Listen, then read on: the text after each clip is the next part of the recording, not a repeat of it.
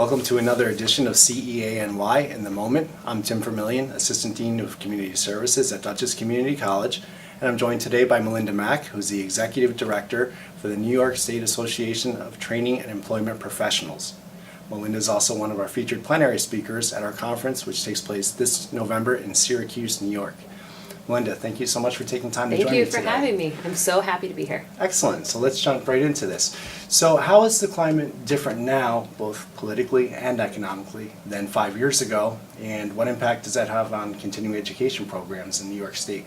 I guess the question is, how isn't it different, right? I feel like in the last 5 years, almost everything has changed, although nothing has changed at all, right? And so a couple of the big impacts that we're seeing have to do specifically with our labor market and our economy, right? So New York State, in particular the New York City region, has done incredibly well as the sort of turn in the labor market has taken an upswing.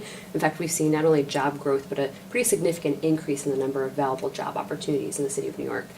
Upstate New York, depending on where you live, the labor market has gone up, or it's actually seen some decline still. So there has been some challenges in terms of the recovery in the labor market. Where it's been really interesting for us is also thinking about and looking at some of the data around the number of jobs that have not come back and the types of jobs that have not come back, right? And so we're actually going to be at NYATEP releasing a report in early June, so in advance of your conference, so I'll be happy to share it, that talks a little bit about the replacement worker, the aging out workforce, and then also looking at the types of jobs that didn't come back after the economic recovery. One of the things we are seeing across the board is when you look at the low unemployment rates, one of the things we're seeing is the folks who are left in the labor market, the folks who don't have jobs, have more need for soft skills, more need for education and training opportunities. And so what we're finding is those individuals need significant support around literacy, numeracy. They tend to be the hardest to serve, right? So folks with barriers to employment. And so as we're seeing individuals going or trying to access the labor market or looking at opportunities for skill development, they're going to require more intensive services. And so the hard part about that, and the part that's, I think, frustrating for many of us, is the resources haven't increased to be able to support the changing needs of the folks we're seeing. And so, as you know, at the federal level, we have a new president. At the state level, our state continues to invest very little to no money in job training and workforce development. And at the federal level, the new president in his budget has actually proposed a close to 40% cut in Workforce Innovation and Opportunity Act resources. And so even though we're seeing the demand and need for our services increasing and in a different way that's much more case management focused, there isn't the funding to be able to support those types of intensive services. And so again, as I said, the need is still there. We still have a skills gap. We still have growth in sectors like advanced manufacturing and huge growths in places like accommodations and food services. So those are the things that have sort of stayed the same. And unfortunately, things that have changed include this growing population of folks who have a higher skill need and lessening resources. So based on what is happening now, both in Washington, D.C. as well as in Albany, what legislative issues do you foresee that are going to be coming our way that we need to be aware of? Sure. So at the federal level, the question I get asked the most is, will the new administration impact the Federal Workforce Innovation and Opportunity Act resources, the WIOA money? And I can say I'm pretty confident we won't see big changes to that legislation. It was one of the few pieces of legislation that was bipartisanly sort of put forth, then moved through Congress and elected and sort of put into law. So odds of that being manipulated or changed are very slim. What we will see or are likely to see are some pieces of legislation who are up for a reauthorization going before Congress who may or may not understand the importance of investing in things like lifelong learning and in skills development. The first is Career Tech Ed in Perkins. We think that that's likely up for reauthorization and will probably move through the Congress within the next 18 months. Career Tech Ed in particular funds a lot of the P-Tech-like models, which we were seeing transitioning into a lot of adult continuing ed spaces or providing some sort of partnership or relationship with community colleges. What's interesting about that is most of that legislation was negotiated in the last administration. And again, very bipartisan in nature, so we expect it actually to be a relatively good, decent piece of legislation that providers like ours would be interested in. The second is around the Higher Education Act. And so I think most of that argument is going to be centered around Pell. We're also going to see a lot around financial aid just generally being argued in Congress. I spent 10 minutes last night watching the potential new Secretary of Labor, Mr. Acosta's sort of go through the machinations with Congress yesterday, and one of the very specific lines of questioning was around the Pell Grant and what is the return on investment for Pell. And so we expect to see that probably in the next 24 months.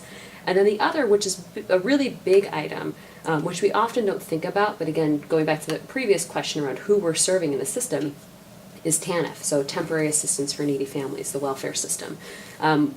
There is a huge appetite for reauthorizing that piece of legislation. Again, I don't know how friendly this Congress will be to the ideals of thinking about the people going through the process, but what we do know is that there is an interest in revising the work participation requirements, which basically means how much you need to work or be in some sort of working occupation in order to receive your benefits.